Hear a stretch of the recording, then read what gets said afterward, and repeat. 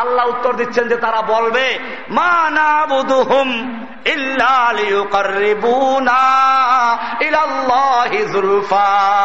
আল্লাহ রাব্বুল আলামিন বলেন, ওই মূর্তি পূজকদেরকে যদি জিজ্ঞেস করো কেন মূর্তি পূজা করছো, ওরা বলবে আমরা এই মূর্তিগুলোর পূজা করি না, এইগুলো আল্লাহ বিশ্বাস করি না, এইগুলো দেওয়ার মালিক বিশ্বাস করি না।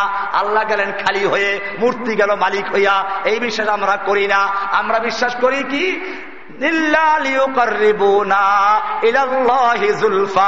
এই মূর্তিগুলো দেবদেবীগুলো আমাদেরকে আল্লাহ পর্যন্ত পৌঁছাইয়া দিবে, আল্লাহর নৈকট্য অর্জনে সাহায্য করবে। বোঝা গেল মক্কার লোকেরা মূর্তি পূজা করত কিসের জন্য?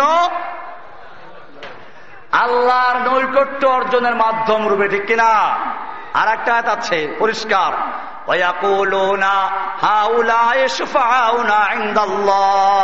তারা বলতো এই দেবদেবীগুলো আমাদের জন্য আল্লাহর কাছে সুপারিশকারী। আমার ভাইয়েরা, আল্লাহর মধ্যে বান্দার মধ্যে এই ভায়া মাধ্যম মনে করার কারণে যদি মক্কার মূর্তি পূজকরা মুশরিক হয়ে যায়, আজকে যারা এর চেয়েও জঘন্য ভাবে বলে আল্লাহ গেছেন খালি হয়ে, এরপরে খাজা বাবা গেছে মালিক হইয়া, এই লোকগুলো মক্কার মূর্তি পূজকদের চেয়ে জঘন্য মুশরিক কিনা? এবারে সেজন্য বুঝতে হবে লা ইলাহা ইল্লাল্লাহর পার্থক্য। লা ইলাহা মানে সব বর্জন।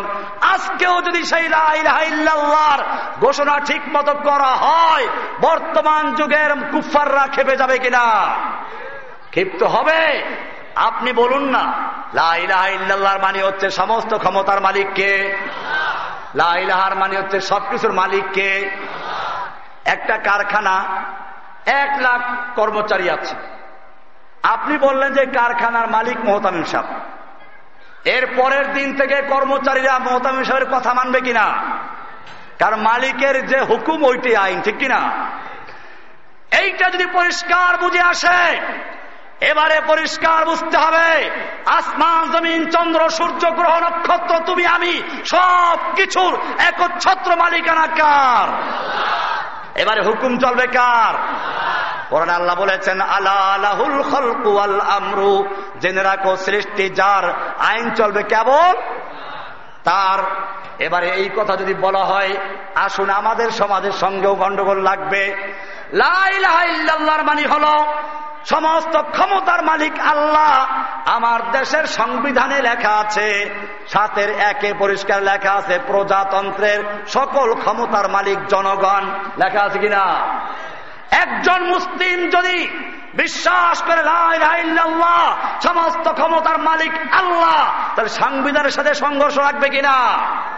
কুরআনুল কারীমের সূরা আলে ইমরানের 26 নম্বর আয়াত আল্লাহ তাআলা বলছেন কুলিল্লাহুম্মা মালিকাল মুলকি তুতিল মুলকা মান তাশাউ ওয়া তানজিউল মুলকা মিম্মান তাশাউ ওয়া তুইজ্জু মান তাশাউ ওয়া তুযিল্লু মান তাশাউ বিয়াদিকাল খায়রু।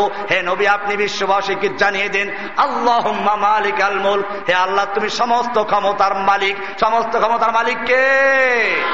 কোরআনে একটা সূরার নামও আছে এই কারণে, সূরায়ে মুলক, সূরায়ে তাবারাকাল্লাযী বিয়াদিহিল মুলকু। সমস্ত ক্ষমতা কার হাতে? না জনগণের হাতে। লা ইলাহার মানে হলো আল্লাহ যখন সমস্ত ক্ষমতার মালিক, এবারে আইন বিধান চলবে কার? কিন্তু এখানেও গন্ডগোল।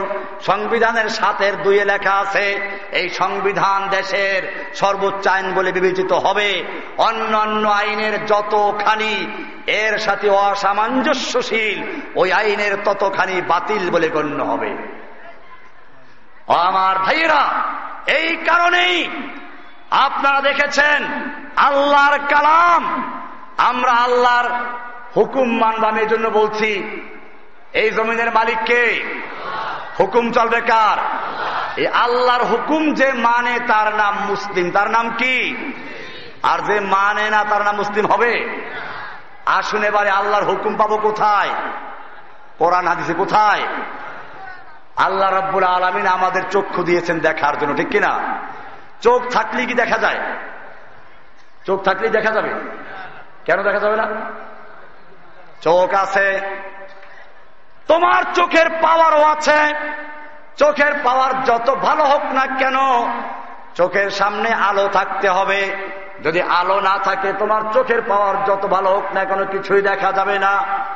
ঠিক তেমনি ভাবে আল্লাহ রাব্বুল আলামিন আমাদেরকে আরেকটা চক্ষু দিয়েছেন, বাতিনি চক্ষু, জ্ঞান চক্ষু, বিবেক বুদ্ধির চক্ষু। এই চক্ষুটা দিয়েছেন আল্লাহর বিধানকে জানার জন্য, বোঝার জন্য, আল্লাহর সৃষ্টিকে চেনার জন্য।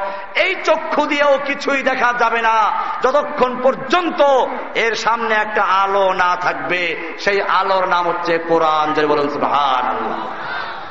قد جاءكم من الله نور وكتاب مبين, তোমাদের কাছে আল্লাহর পক্ষ থেকে নূর এবং কিতাব মুবিন আগমন করেছে, আলো এসেছে।